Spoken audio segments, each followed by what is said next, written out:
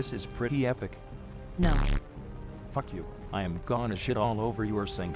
Go on, you stupid Pakistani dog. Do you honestly think?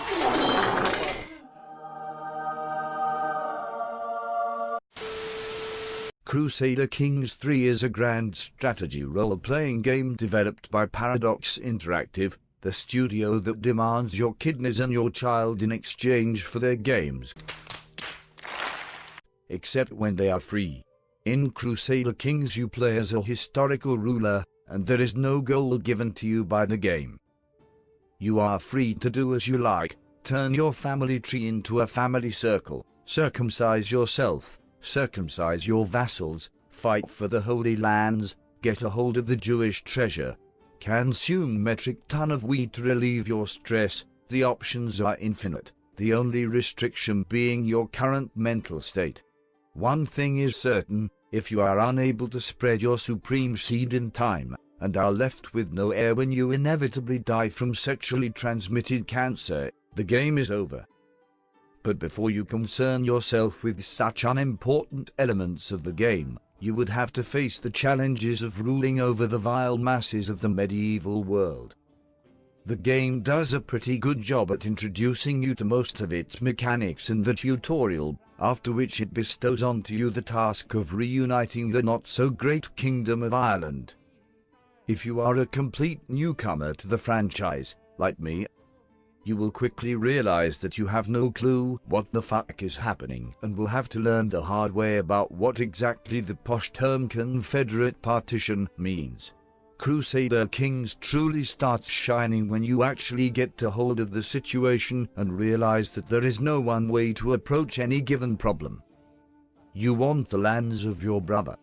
Ask your friendly neighborhood priest to fabricate a claim on them or fuck his wife and sway her to kill. You want to bestow your titles to your Chad's second son, but you're impotent. Leperere is cucking you? Haha, simply disinherit the inbred retard, or alternatively send him in a battle against a powerful enemy and pray to God that he accidentally dies. Talking about God, Crusades are hands down the most epic part of the game, and were definitely the most memorable bit of every campaign I've played. Cause there simply is nothing like a good forced religious and cultural conversion of innocent Arabic people.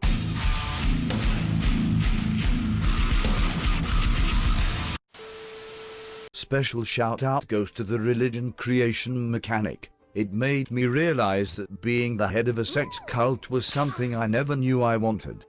The game is at its best whenever it is able to fully immerse you, which happens quite often considering how you are incentivized to play by your character's personality traits, or you accumulate stress that will often cause you to act up. You gonna make me act up. You gonna make me do something I'm gonna regret.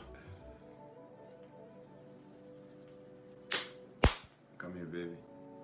Let me teach you something. From my experience, once you've been gripped by the gameplay loop, there are very few things that can break your immersion, the main of which is the constant attempts of the AI to escape to sea every single time you pursue it with a strong army. Another thing that happened to me was how after the second crusade my beneficiary switched to Islam immediately after we won, which was quite hilarious, but nonetheless unrealistic. Are you winning? Cousin.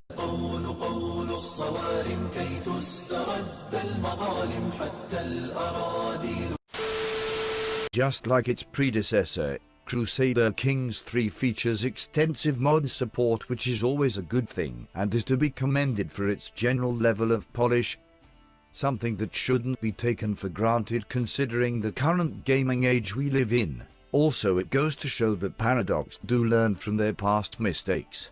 I give Crusader Kings 8 out of my 10 daughter wives, maybe even 9 if I am provided with a sufficient number of sheep in exchange.